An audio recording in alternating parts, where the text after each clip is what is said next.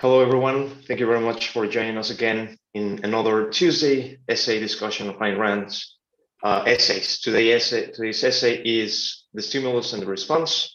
And we have, as always, James to discuss this, but also we have a luxury invité, which is Dr. Edwin Locke.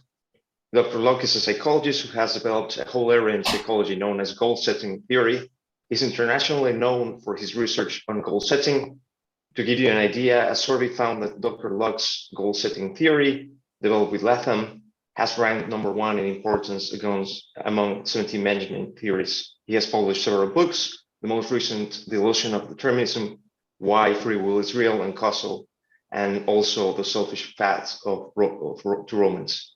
Dr. Locke, many thanks for joining us today. It's a true honor to have you here with us. Let me echo that. We are fortunate today to have probably the leading academic, he's retired now, but the leading academic authority on the psychology of goal setting and motivation. Nothing less than that. So we are really privileged to have you today, Dr. Locke. Thank you. Thank you. So basically this essay, it's about both Dr. Skinner's book of Beyond Freedom and Dignity and also the response. Could you, James, guide us a bit more on what is the essence of the essay? And then I will take. Well, in the early 1970s, B.F. Skinner was hailed as no less than the leading psychological theorist in America at the time by both popular press and certain people in the academic press. But this book, Beyond Freedom and Dignity, is more, it presents as a layman's defense of his behaviorist theory of psychology, one which effectively denies the existence of consciousness, bottom line, and reduces it all to physical behavior and social behavior, and that's it. But it really isn't a defense of behaviorism, as Ayn Rand points out. It is based on plausibility for the layman. He believes that basically only experts could understand this. What he really is getting at is the political implications, the social implications. And the social implications are sort of contained in the title itself, Beyond Freedom and Dignity. This was a full-scale, on all fronts, sort of assault on human freedom, in the personal and political sense. He advocated, in effect, that human beings be treated like experimental rats in a maze, and that their behavior can be controlled through reinforcers. And that's exactly what he regards the source of all human motivation to be, is sort of social reinforcement of all things. And since we're all basically lacking in consciousness and free will, all we need is the correct reinforcers from our instead of Plato's philosopher kings, psychologist kings, to guide us to correct behavior. Literally, he says, if we do this with, if we do this with babies, with retards, that was the word he used, or with psychotics, surely we can do it with everyone else. And as Ayn Rand points out, of course, well, that's great if you regard yourself as a baby or a psychotic. But yeah, it was in effect a defense of totalitarianism based on his pseudoscientific psychological thinking. Okay. That's I'll my give you take. some history. Behaviorism started around 1913 with John B. Watson, which was Psychology as the Behaviorist Views It, which was the pre-Skinner view. And the motive for this was basically to copy physics, because of the belief that physics was the only proper model for science, and therefore it had to apply to people. So Watson would say things like, well, you can't find a consciousness color or its weight, you can't put it on a scale and measure its shape, therefore we're going to ditch it. And then Skinner took it over, and that worked for about 50 years. And it began, actually, the beginning of fading out was about the time he published his book. It was starting to fade by the late 70s. And by the 80s, it was almost gone as a major force. You might wonder why it failed. There were a few people like myself who opposed it as philosophically wrong, and a few other experimenters that I knew. But I think the reason it failed is because it was too ridiculous to take seriously.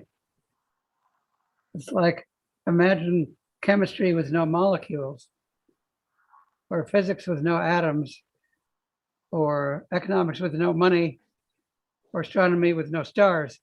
That degree of stupidity and basically evasion of reality. Now, you might ask, how come it didn't collapse sooner? Well, I'll tell you a couple of stories.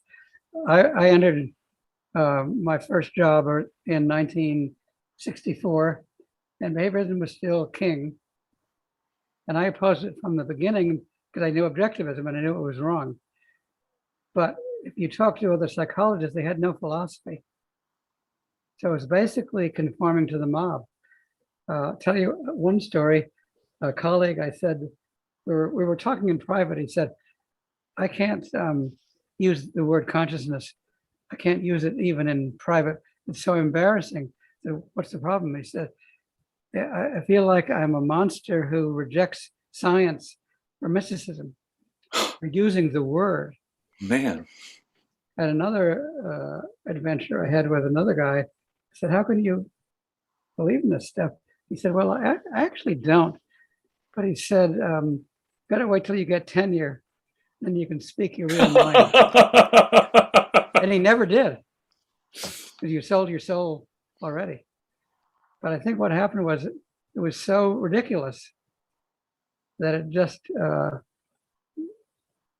people said, you can't get anywhere with this. A lot of clinical psychologists were not behaviorists. I mean, there were behaviorist movements in therapy. A lot of them said, I got to talk to my patients who are conscious. What am I going to do with this behaviorism stuff?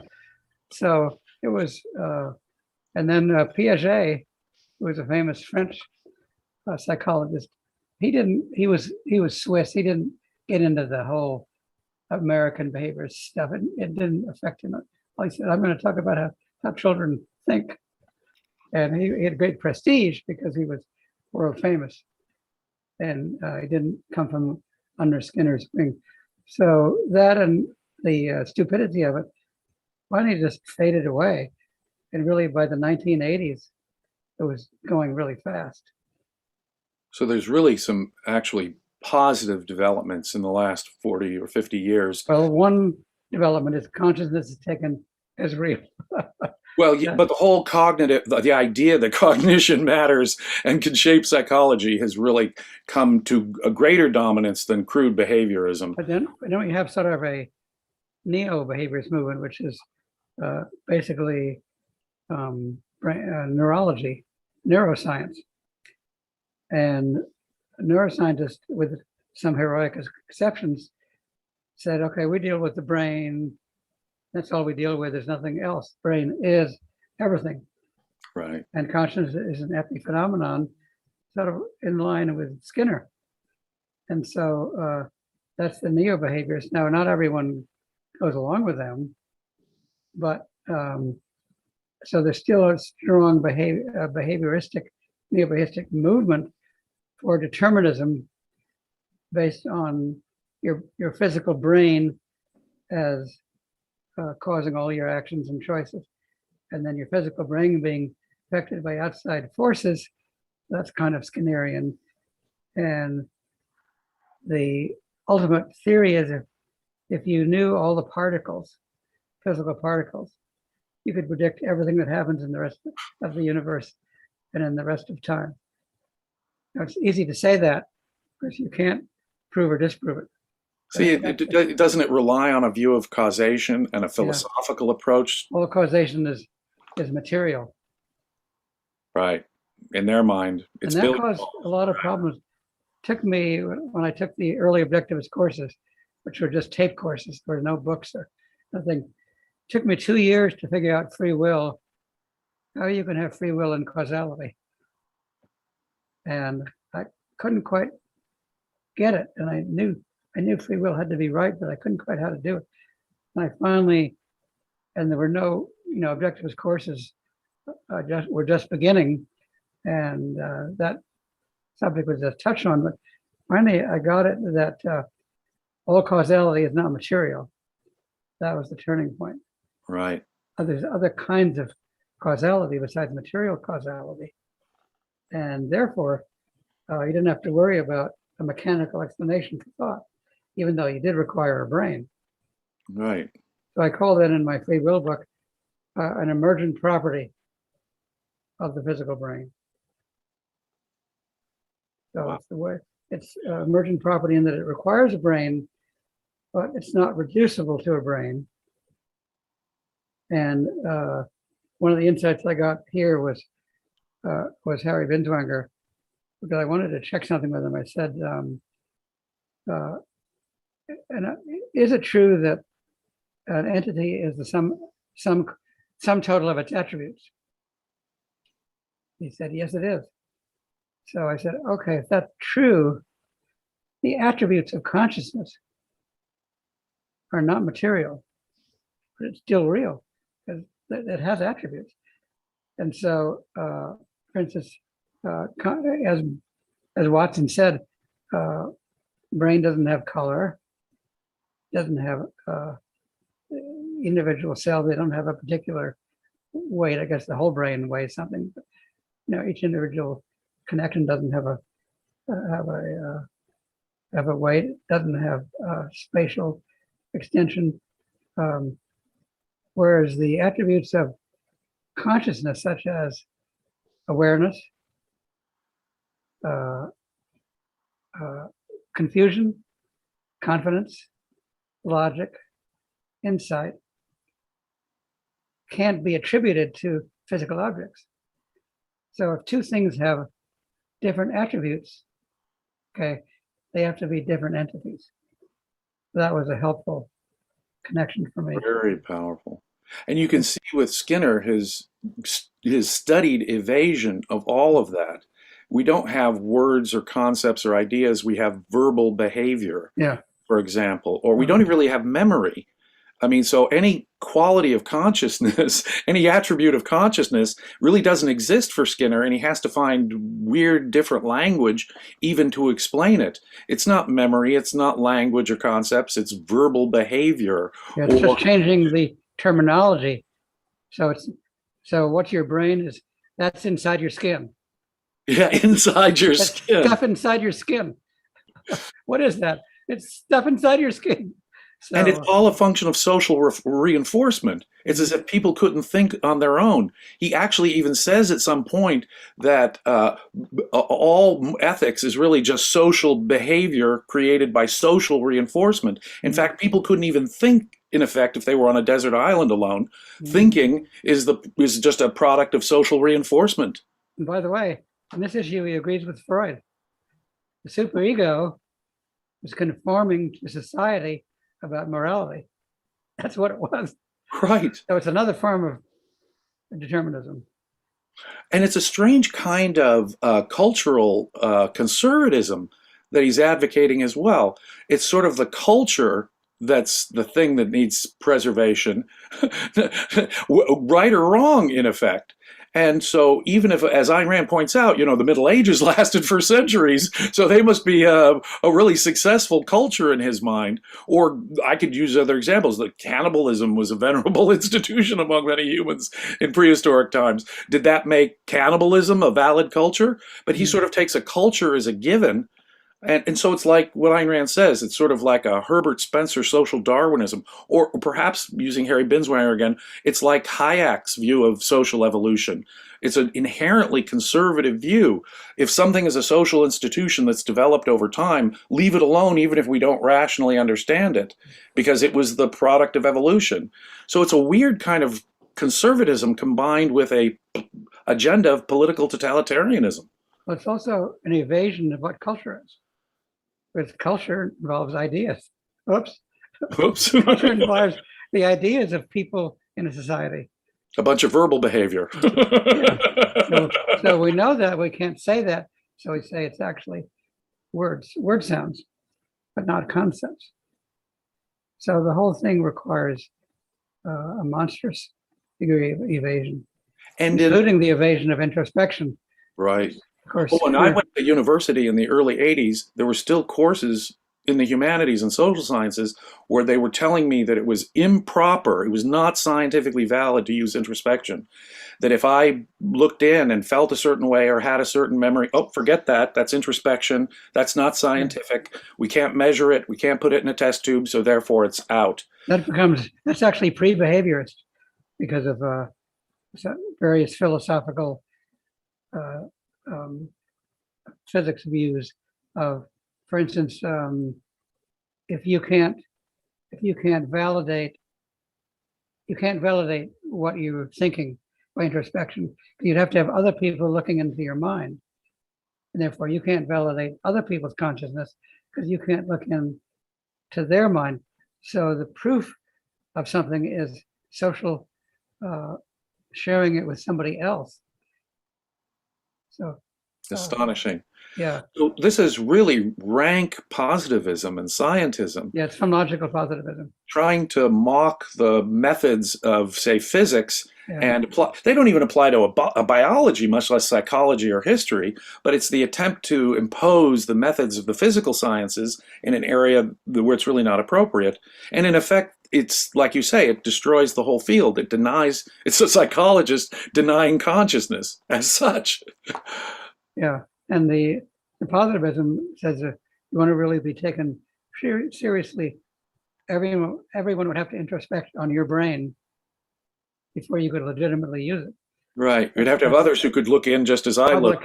Right. Publicly available information. So because it's private, it's out of science.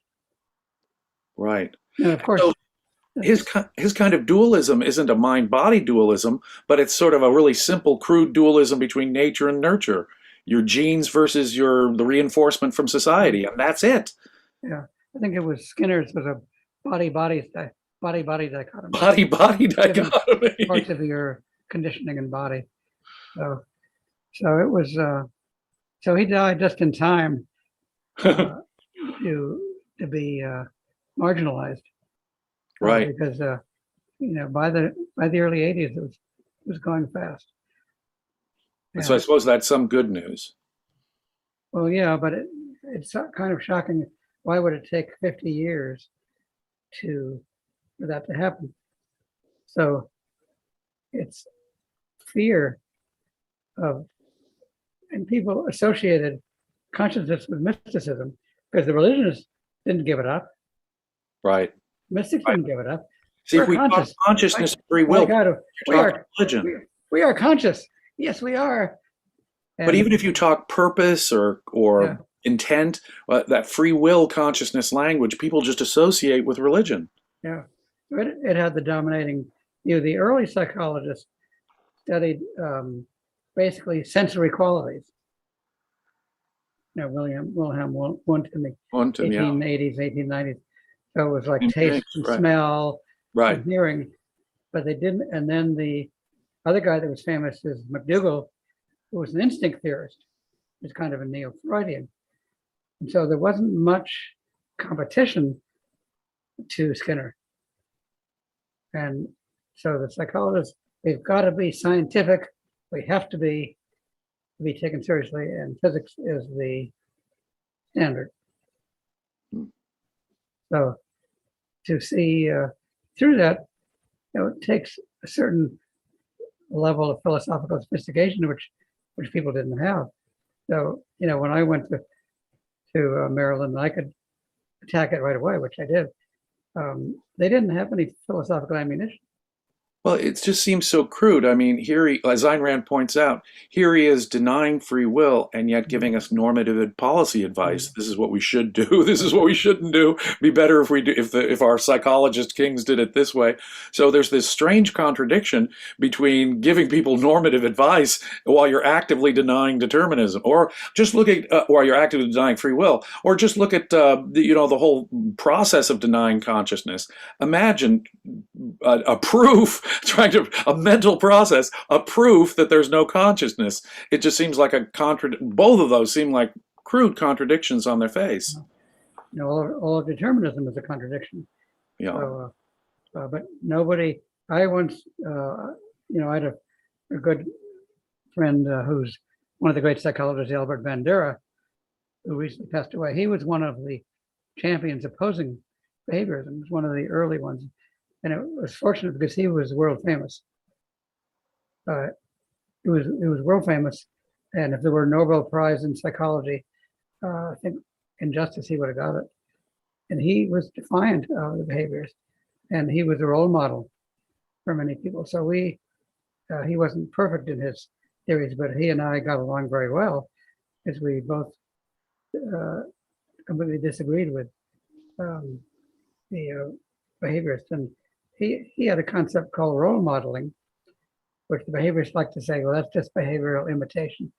And Bandura talked about if you're going to model somebody else, like say you admire them, that requires certain cognitive processes. Otherwise, you won't model them. If I can't observe, conceptualize their behavior, how can I model them? And he got famous for modeling. He studied on modeling. Right. But said modeling requires certain cognitive appraisals of the situation, of the person, of the context, quite correctly. So he was a very, very good influence on the field. Well, that's great. He was still, we published together and we talked a lot. And my theory used self-efficacy, and his theory used goal setting. So we merged together, and he was at 94. He was still writing books. Wow. Still writing books. I will never live that long. But it was amazing. Let's write books at that age. He was writing 2 books for a publisher. Wow. At 94. I mean, unbelievable. So astonishing. He has on Google Scholar, you can look up yourself how many what happened? How I don't have my picture. Oh, wait a minute. Oh, so Google Scholar records all the times you're ever cited. You put your name in. I had 130,000, and Bandura had 650,000. But you're both extremely widely cited. He deserved it. Field. He deserved it.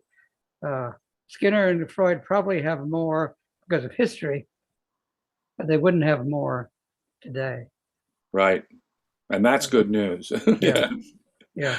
So I was delighted he was around, and he was president of APA, so it was another good influence. He got all the prizes you can get in psychology. So fortunately, he kind of displaced. I think he was dominating. In large part, he wasn't the only one that believed in consciousness, but he was very influential and very well thought of. And had a lot of followers, as he should have. Amazing. Well, it's good to have a subject matter to discuss if you're a psychologist, consciousness. So he was, so that was a great thing. And behaviorism as a force is dead. There are diehards in every field. There are flat earth, there's a flat earth society, so there are diehards in every field. But that since it was really always an unproven theory, and since it really was just an attempt to mock the methods of the physical sciences inappropriately, do you think that the real motive, I'm asking a psychologist, do you think that the real underlying motive was a political one, that without free will and moral dignity, people are worthy of being treated like babies or animals and shoved around a maze and treated? I think there's an element of narcissism. It was that quote about I want to have control. Control. You want to have, and he thought of we can expand this, we can control everyone, control the culture and the like. So I think there's an element of narcissism. There's also an element of pretentiousness. I think you could use rats and pigeons as models. There's a big element of dishonesty.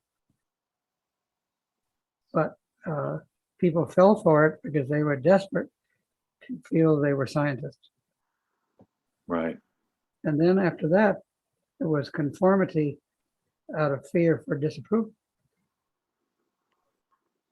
Wow. You know, and that's true today. I mean, what if you Sure. said today, Yeah. I believe in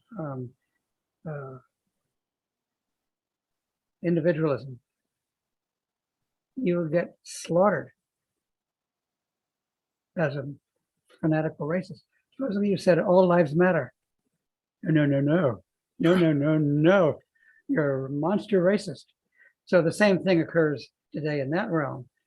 So the same pressure and fears occurred in psychology.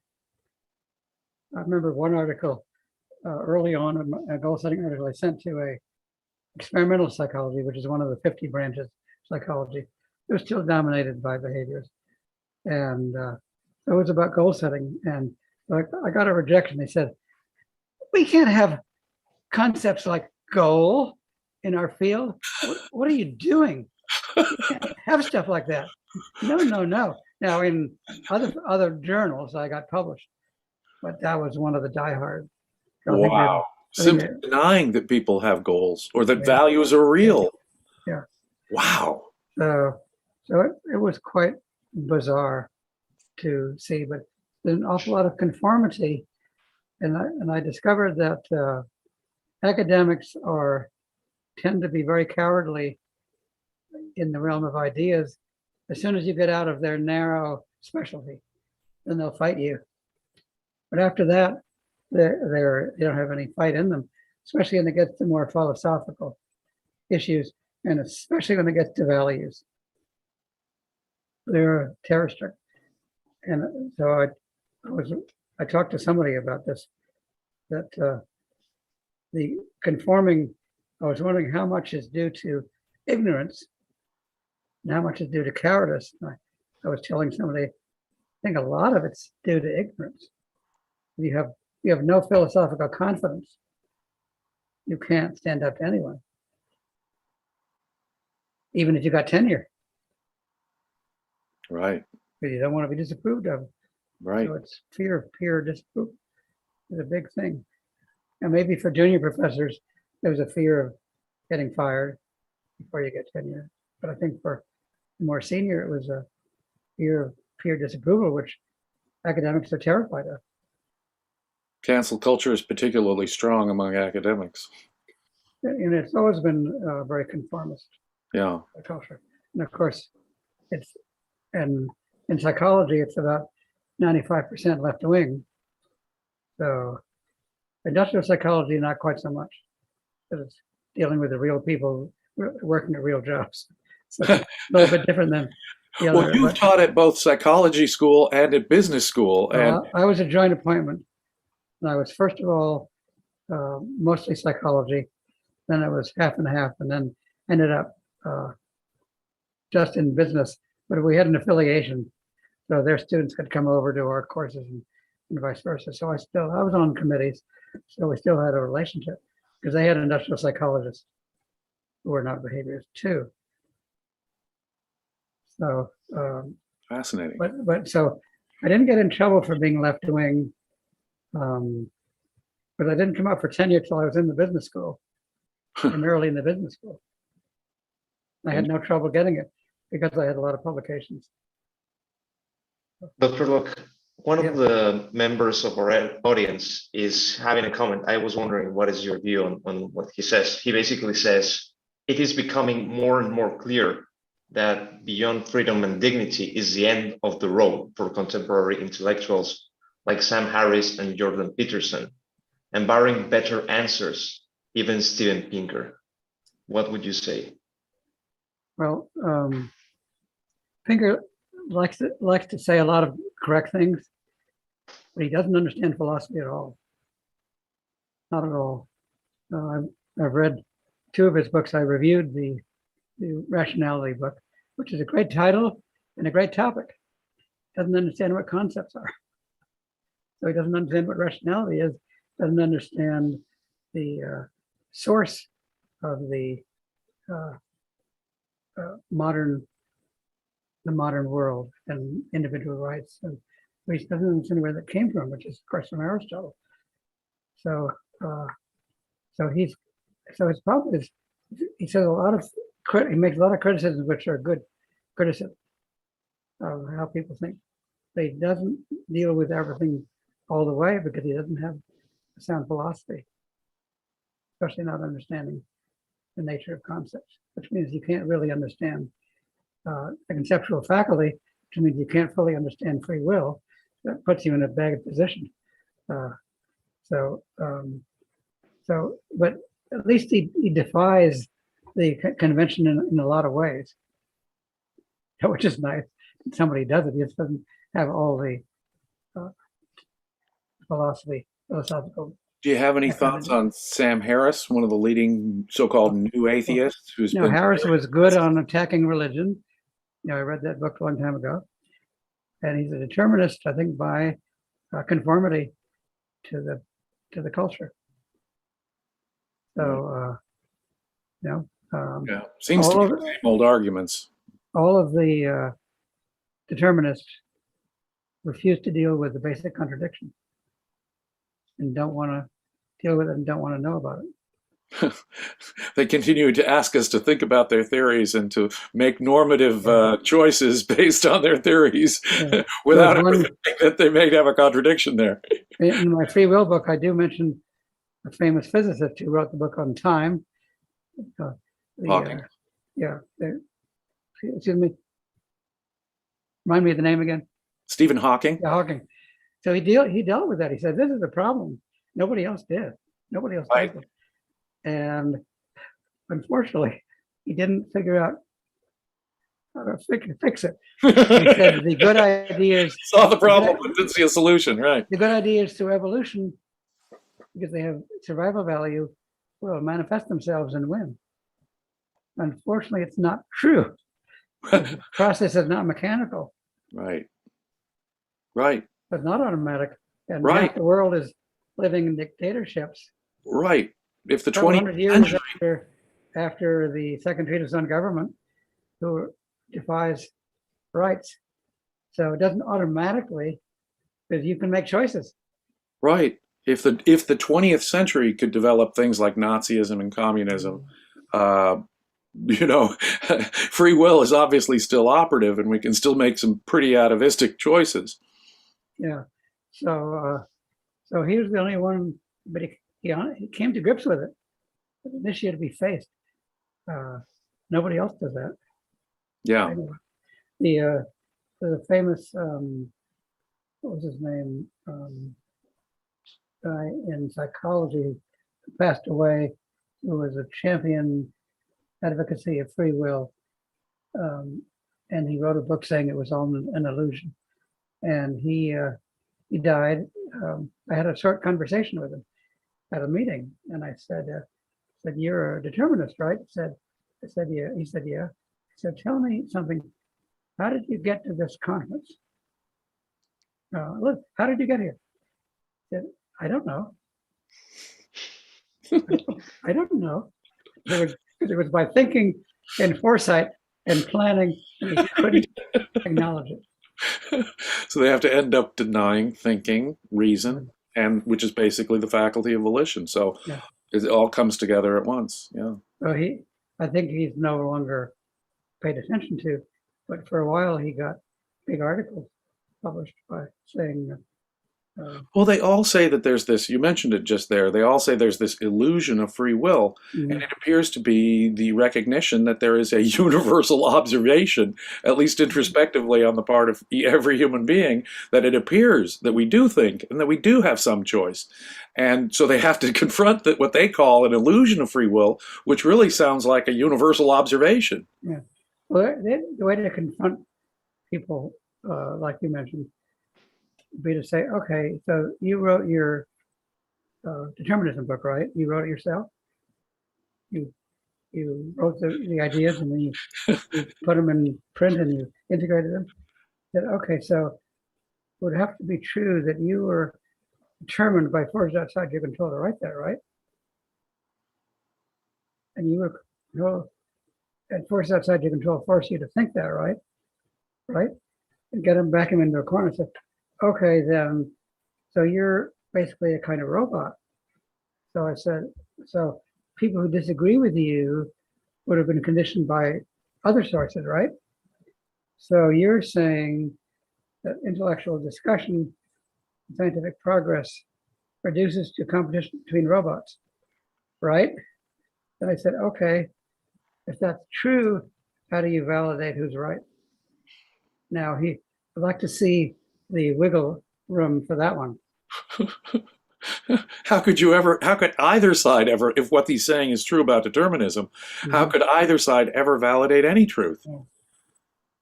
ARI had a panel discussion, which they didn't invite me to, on his some things he posted about determinism. Didn't invite me to be part of it, but it's easy to get him if he was willing to have a discussion. Oh, thank you. We'll check that out. Thank you. Yeah. So that's the that's not my identification. I think Ayn Rand saw that right away, that it was a contradiction that you can't get around. Brandon wrote about it. Well, you know what I found astonishing? I really wanted to ask you if we had time about this myself. In Ayn Rand's earliest philosophical notes, I mean, written when she was still in her 20s, some of her first notes in English about philosophy, you know, these are the beginnings of an amateur philosopher. In some of those first notes, she is talking about, aren't emotions really just a form of unrealized reason, thought that is coming out in a different way? And then she says, why is it always an objection to free will that someone has a reason for what they did? Don't we come up with creative solutions and select from those options the reason? And having a reason doesn't mean that it was determined. So some of these arguments that Ayn Rand had go all the way back to her 20s. Well, that's what you call genius at a young age. I mean, she became an atheist at 9. Yeah. But I didn't figure that out till I was in college. Right. Took me a little longer too. But she said she was thinking of principles at 12, so it blows my mind. So she was a genius at 9, and you know, her philosophy wasn't full blown when she was 9. She had to discover and build and integrate. And so she probably was not fully developed till she wrote Atlas Shrugged. Right. Well, all the pieces were there. So that's an exceptional person to, as they say, you can't explain genius. It just is. But even she reports that it took a lot of hard work and hard thinking and goal-directed behavior to discover what she did and to write what she did. So yeah, I mean, writing Atlas Shrugged was 13 years. Yeah. And times when she had what she called the squirms. She was paralyzed from writing. She couldn't focus anymore. Then she worked through it in the past. She got through it, and then it happened again. She got through it. She finished. So the degree of 2 years to write called speech, the degree of mental effort is astounding. To think that she was conditioned by random forces. So funny to be undiscussable. Well, you know, I brought up to Leonard Peikoff once, I said, Leonard, you know, a lot of people say that Ayn Rand was simply the product of having survived the Russian Revolution and the negative experience with communism, and that everything she thought was therefore a product of that. And Leonard had a really great response. He said, well, think of all of the Russian immigrants of that period who, say, moved to Hollywood in the 1920s. None of them ended up with Ayn Rand's ideas. All of them had very different sort of politics and philosophy than Ayn Rand did. It was nothing that in her environment that necessitated Ayn Rand. She was the one who ended up thinking like that, who had that background. So, well, you know, I wrote for the archives a review of the book by the professor from Virginia on Ayn Rand. I forget which, there was 2 of them. She was the one from Virginia, and forget her name now. And one of the first, and I mentioned, I had a 52 item rebuttal of the book, which is a pretty bad book. And I started with that one because I think other people had mentioned the absurdity of it too.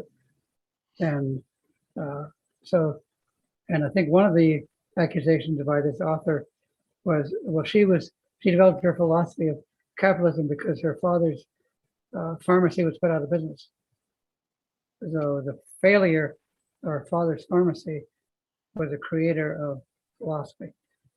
And so I mentioned just what you mentioned from Leonard about that, the absurdity of that whole claim, and the other where that also comes up is my book on the prime movers. People said, well, so and so became a millionaire. They just fell through the cracks and got lucky by coming up with steamboats or something else like that. And it's lucky that it was around at a certain time and the window was open and he climbed through it. And I said, well, why didn't 20 million other people climb through that open window also? Well, how do you explain that? So of course, the motive of that was to denigrate people who succeed, which I guess was the case of denigrating Ayn Rand too. So that's a common. Right. But it's hard. I highly recommend the book your Prime Movers book, to see it in particular case. Mary Kay or Walt Disney or some of the great business leaders who really did, through sheer dint of effort and purpose, succeed. In their cases, is absurd. Much less a creative artist and philosopher like Ayn Rand. It just becomes preposterous to think that they're just the product of. I read a book on conditioning or something. I read a book on Walt Disney, on the whole thing from beginning to end. Yeah. And you have no idea how much mental effort he put in to creating everything. But starting from nothing, like short cartoons, which have barely made enough to survive on. And during that, and the struggle and thought going into Disneyland, hundreds and thousands of hours and years of thought and discovery and tryouts and trying to hire people, trying to do business deals. Millions and millions of hours of thought required to do it his way. His way turned out to be right. On a smaller scale, my own work on Christianity, it took me 30 years. And there were experts in the field who I was showing my work and talking to, and they said, "Oh, you're never going to convince anybody." And they threw as much cold water on me as I possibly could, and I just had to keep going and keep going and keep going because I was convinced, despite what everyone else was telling me, that I was onto something.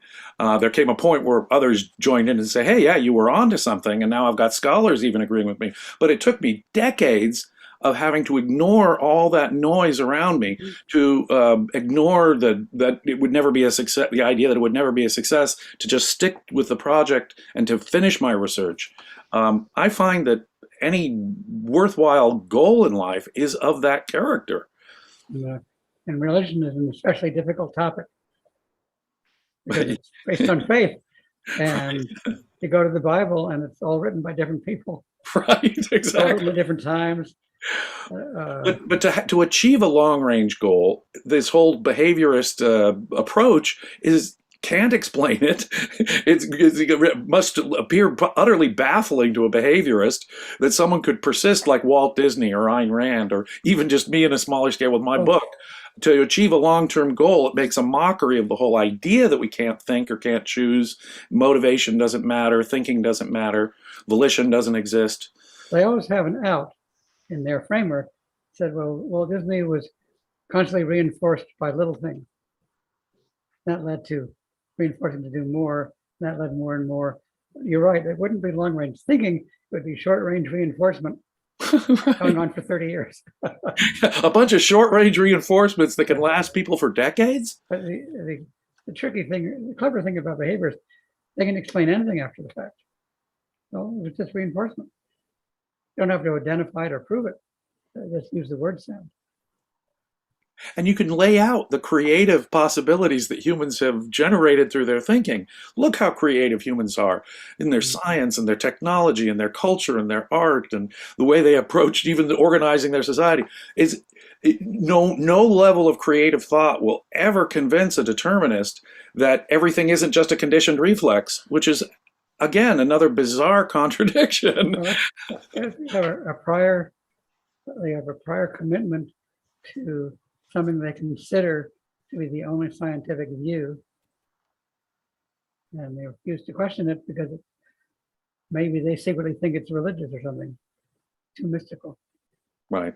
Because causality is supposed to follow mechanical laws. But in a way, they're actually accepting that what religion has said. We're the ones with the monopoly on morality. We're the ones with the monopoly on spirit and choice, and free will is only an other dimensional thing inside a mystical spirit. So in effect, they've bought the premise of the mystics.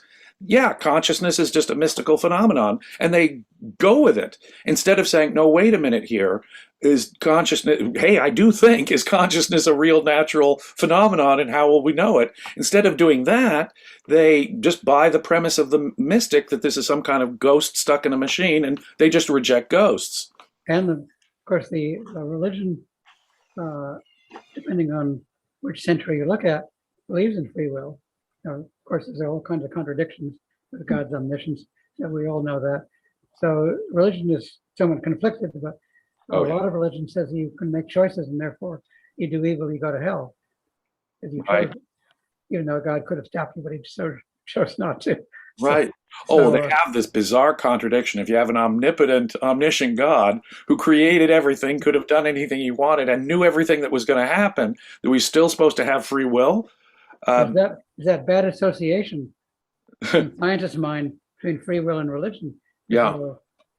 Free will is only in religion, nowhere else, and since religion is wrong, it's goodbye, Charlie. Yeah. Dr. Locke, I think one of the core critiques of Ayn Rand about this book, it's not only the book, but also the response that it got. Do you think that if a similar book had come out in 2021, would it have had the same response from the intellectuals or from the psychological groups or associations? Well, I don't think psychologists ever read Ayn Rand's books. Not their cup of tea. I think he means if Beyond Freedom and Dignity came out in 2021 or 2020, would it have the same reaction as it did in 71? Oh, no. Not if it came out now. Okay. No, not if Skinner's gone. Yeah. And his theories have fallen out of favor dramatically.